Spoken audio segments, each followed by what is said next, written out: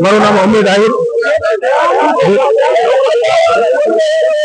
અંદાજે 2500 થી 3000 જંગલેશ્વર વિસ્તારના આજે ભાઈઓ તથા બહેનો ખોડિયાર મંદિર ચોકમાં રાધાકૃષ્ણનગર સોસાયટીમાં ભેગા થયા છે.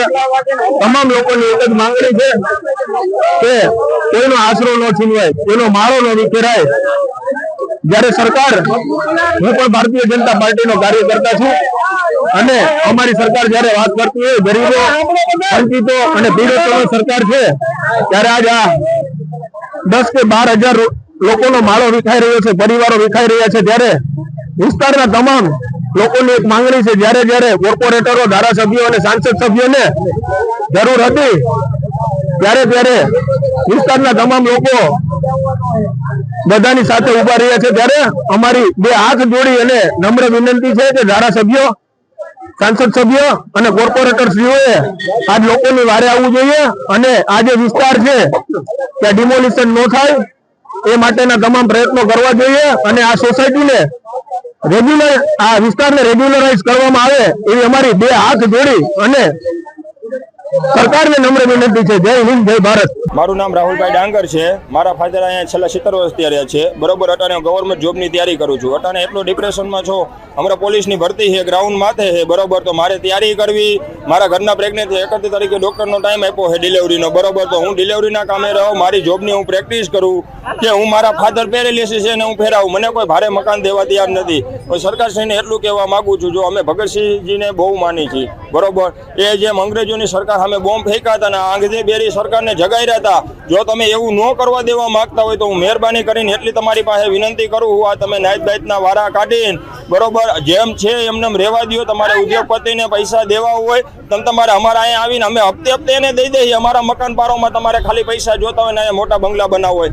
અને રહી બીજી વાત, આ આજી ડેમ નદી છે બરોબર, એમ કે રિવરફ્રન્ટ અહીંયા મોટો જબરો બનાવવો છે. તો પહેલી વાત આ ડેમ ના નદી રહીને ખોખરદર નદી છે, આજી ડેમ નદી નથી આવતી. અને તમારે આજી ડેમ નદી જોવી હોય સરકારશ્રીને તો આવો મારી ભેગા જંગલેશ્વર મહાદેવનું દેખાડું, ત્યાંથી આજી ડેમ નદી નીકળે છે.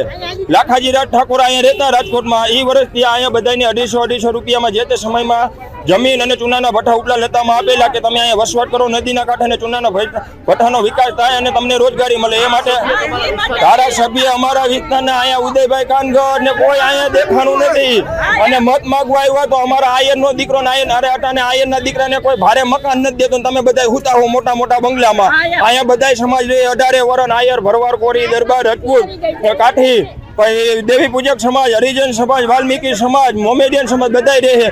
આટલા 70 વર્ષનો દાખલો એ અહીંયા એક પણ હિન્દુ મુસ્લિમનું કોમવાદ નથી થઈ. એટલે સરકાર જો એ કરાવવા માંગતી હોય તો મહેરબાની કરીને જતી જાય. જો નકર ભવિષ્યના અહીંથી જે વ્યક્તિ નીકળશે ને એ ત્રાસવાદી નક્સલી નીકળશે. આ ભાગે આ સરકાર અમારી આગળ નહીં મકાન રહે, અમારી આગળ નહીં વોટનો અધિકાર રહે તો અમે આ દેશના નાગરિક નથી એવું તમે માની લેવો.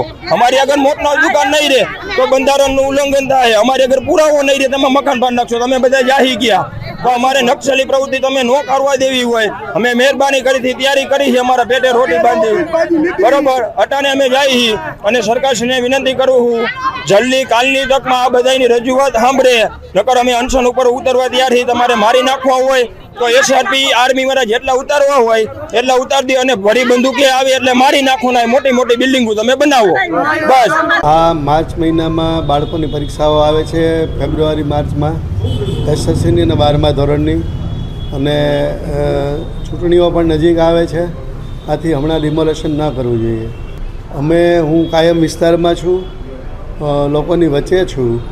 અમે 4 કોર્પોરેટરો ત્યાં અમારી ગ્રાન્ટમાંથી વિકાસના કાર્યો કરેલા છે અને લોકોને હું સતત મળું છું. વિષય એવો છે કે આજી રિવરફ્રન્ટ રાજકોટમાં જે સપનું હતું એ વિજયભાઈ રૂપાણીની વિદાયથી એવું લાગે છે કે હવે આજી રિવરફ્રન્ટ ડેવલપ નહીં થાય. અને રામનાથ મહાદેવની આટલા સમયથી ત્યાં ડિમોલેશન કરેલું છે તો કંઈ વિકાસ થયેલો નથી. તો અહીંયા પણ લોકોને હમણાં તક આપવી જોઈએ અને એમના બાળકોની પરીક્ષા પૂરી થઈ જાય 10મા ધોરણની અને 12મા ધોરણની, ત્યાર પછી એ હાથમાં લેવું જોઈએ. રાજકોટ મહાનગરપાલિકામાં જે ક્વાર્ટરો પડ્યા છે રેલનગરમાં ને બીજે એક જગ્યાએ, તો આ ક્વાર્ટરો લોકોને આપવા જોઈએ. રાજકોટ મહાનગરપાલિકા પાસે 1100 ક્વાર્ટરો પડ્યા છે અગાઉ જેને આપી દીધા છે 2007માં પૂર આવ્યું એવા લોકો સિવાય જે બાકી રહે છે એવા લોકોને ક્વાર્ટરો આપવા જોઈએ. અમે લોકોની હારે છીએ કે વિકાસ છે એ થવો જોઈએ.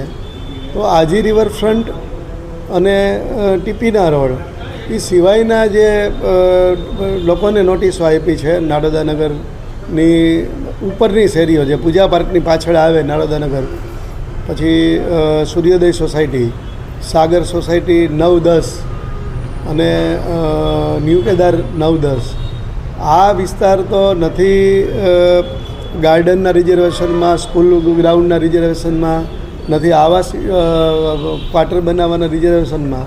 તો એમાં લોકોને ન્યાય આપી અને એ લોકોને ના છત છીનવવી જોઈએ.